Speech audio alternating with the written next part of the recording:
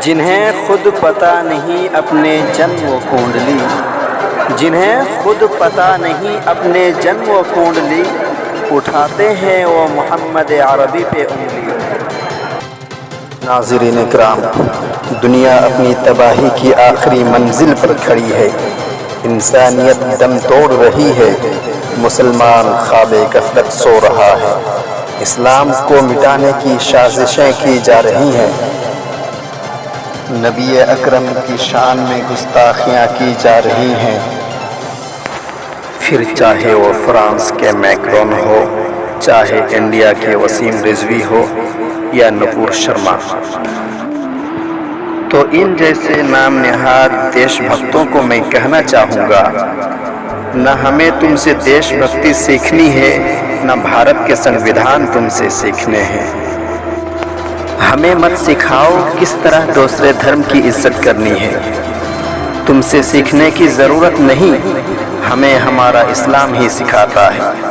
اللہ تعالیٰ فرماتا ہے وَلَا تَسُبُّوا الَّذِينَ يَدْعُونَ مِن دُونِ اللَّهِ فَيَسُبُّوا اللَّهَ عَدْوًا بِغَيْرِ عِلْمٍ، یعنی ان لوگوں کو گالی نہ دو جو اللہ کے علاوہ دوسروں کو پکارتے ہیں، دوسروں کی پوجا کرتے ہیں، نہیں تو وہ لا علمی اور جہالت و دشمنی میں اللہ تعالیٰ کو گالی دیں گے۔ ہم اپنے دین اسلام کو مانتے ہیں اور امن و شانتی چاہتے ہیں، اور نہ ہم بھی جانتے ہیں تمہارا بھگوان شیو، تمہارا بھگوان رام، تمہارا بھگوان شری کرشن کتنی سال کی لڑکی سے شادی کی اور بیک وقت کتنی کتنی بیویاں رکھتے تھے، ہم یہ بھی جانتے ہیں۔ ذرا خود اپنے ویدوں کو پڑھ لیا کرو۔ مگر ہم تمہارے دھرم کی دھجیاں نہیں اڑانا چاہتے، نہیں تو تم میں اور ہم میں کیا فرق رہ جائے گا؟ تم جیسے 56 آئے چلے گئے، تم کیا، تمہاری حیثیت کیا، تمہاری وسعت کیا؟ سورج پر تھوکنے جاؤ گے تو تمہارا تھوک تمہارے منہ پر ہی گرے گا۔ اللہ تعالیٰ خود ہمارے نبی کے مرتبہ کو بلند کیا، تو تمہاری کیا اوقات کی ان کی عزت پر انگلی اٹھاؤ۔ کسی شاعر نے کیا ہی خوب کہا ہے، فانوس بن کے جس کی حفاظت ہوا کرے، فانوس بن کے جس کی حفاظت ہوا کرے، وہ شمع کیا بجھے جسے روشن خدا کرے۔ یاد رکھو تمہاری انگلی جلد ہی کٹنے والی ہے۔ اللہ تعالیٰ کا فرمان ہے کہ تمہارے دشمن ہی دم کٹے ہوئے رہیں گے، تمہارے دشمن ہی ابتر رہیں گے۔ نبی مکرم پر انگلی اٹھانے والے کفار و مشرکین سب سے بڑھ کر تھے۔ کفار مکہ اس مسئلے میں سب سے آگے بڑھ کر تھے، جن میں سے اسود بن عبد یبوس، اخنس بن شریق اور ولید بن مغیرہ سر فہرست ہیں۔ نبی اکرم سے بدبختی کے سبب اللہ تعالیٰ نے ان کی پیدائش کی راز پوری دنیا کے سامنے لے آیا۔ عُتُلٍّ بَعْدَ ذَلِكَ زَنِيمٍ، یعنی وہ پیٹو اور اس کے بعد ولد الزنا بھی ہے۔ وہ جانتا تھا کہ محمد عربی جھوٹ نہیں بولتے، اسی لیے دوڑتا ہوا اپنی ماں کے پاس جا کر پوچھتا ہے، تو اس کی ماں کہتی ہے بیٹا تم جس کو اپنا باپ سمجھتے ہو وہ تمہارا باپ نہیں ہے، محمد نے صحیح کہا، تمہارا باپ ایک چرواہا ہے۔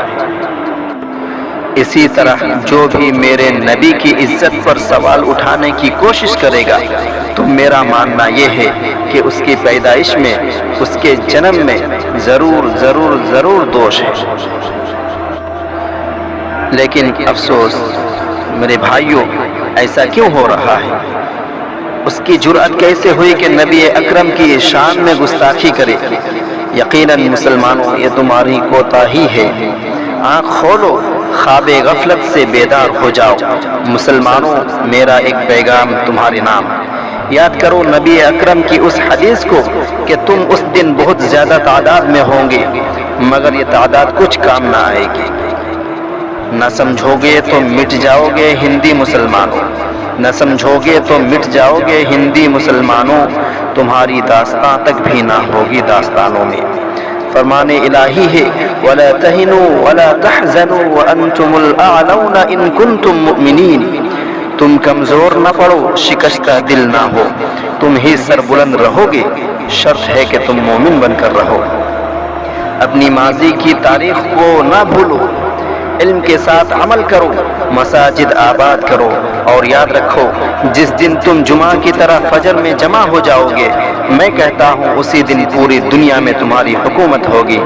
اہل کتاب کا یہی ماننا ہے، اسی لیے وہ سازشیں اور حربیں اپنا کر تمہیں فجر کی نماز سے دور رکھنے کی کوشش کرتے ہیں۔ موبائل فون انہی سازشوں کا ایک حصہ ہے۔ اب آخر میں ایک شعر: میں وہ دیا ہوں جو جل رہا ہوں ہوا کے آگے بھی لوگ اٹھا کے، میں وہ دیا ہوں جو جل رہا ہوں ہوا کے آگے بھی لوگ اٹھا کے، بجھا سکے جو ہوا مجھے، یہ ہوا میں اتنی ہوا نہیں۔